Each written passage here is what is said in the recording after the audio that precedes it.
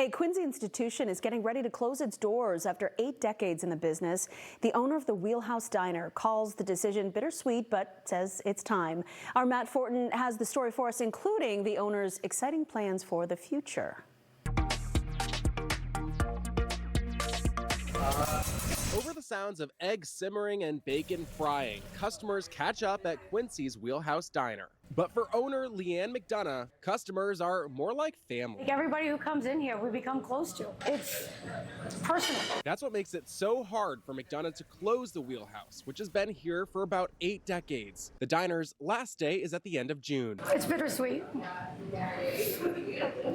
I knew eventually this day was going to come. I'm surprised it lasted as long as it did. But it's just sad. It's an end of an era.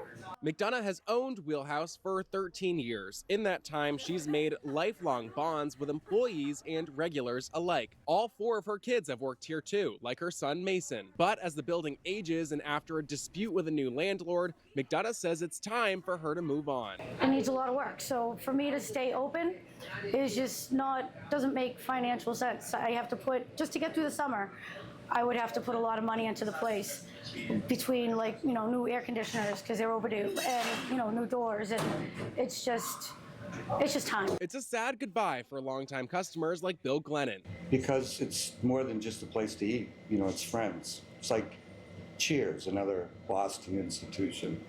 There's a lot of people that are, have to look for jobs now. I consider these people my friends. McDonough is bracing for an emotional roller coaster over the next few weeks before going out with a bang. But she knows she'll be in touch with her family of customers as she promises them that the Wheelhouse will one day return. I love my customers. I love it. I came into this thinking it was just an income and it was a job, but I've literally spent 13 years working for them. This place is theirs, it's not mine. We asked the landlord's attorney about the dispute, and they said it centered around payments, adding they're glad an agreement could be reached to allow the diner a wind-down period. In Quincy, I'm Matt Fortin.